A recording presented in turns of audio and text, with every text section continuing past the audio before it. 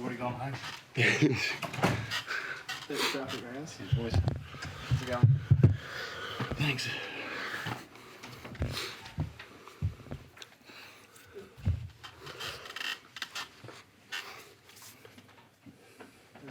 I'm going to start with, how do you start a game like that where, you know, didn't really seem like either side could really just build that consistent momentum and take advantage of their chances?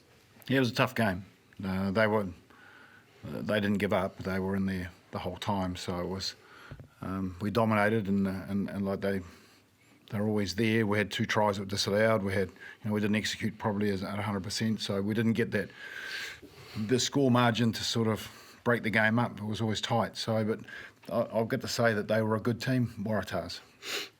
No. I guess Dalton, just following up from that, Jake was in it before saying this Waratahs team, he feels like it's grown significantly since last year.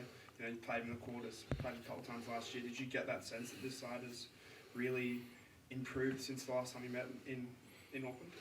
Yeah, well, you see the score difference from last year to this year, you know, and it definitely felt like they've stepped their game up. Game could have gone any way, and we scraped in there. So, you know, they're a physical team, and I think they've got their shit right. So, you know, they're performing. So I knew it was going to be a tough game, and it showed out there. So you talk about that execution. What do you think was just off tonight that just didn't allow you to take those chances? You look at those 2 allowed tries, and a couple of plays just didn't sort of go to hand.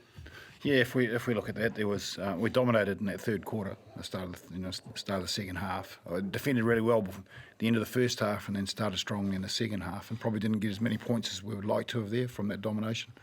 That was because they defended well, and perhaps we just didn't. We didn't get over. We left, I don't know, 15 points out there from kicks. So we just didn't. We weren't. Getting the break we needed. We weren't accurate enough in our kicks, and sometimes our execution, 2 tries. And we lost Rico at the start of the game, and Dalton had to come off as well with his ankle. So all in all, it was a difficult night, but I enjoy those sort of evenings, to be perfectly honest. We have to guts it out, and boys rely on each other to get the team through. And so we'll take the win, but acknowledge that it was a good team opposite us. Showing the end of the way you defended, particularly in that sort of third and fourth quarter. How pleased were you when you sort of go back to a view where you were to see the effort and just the constant sort of ways of attack that they were just, I guess, they're just stopping Stonewall and really getting those turnover balls?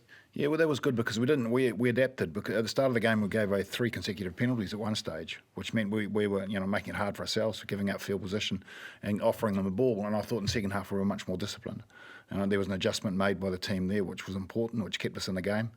And the guys, when you defend well and you can rely on each other and you don't do anything silly around that ruck area or get offside, you can generally get the ball back.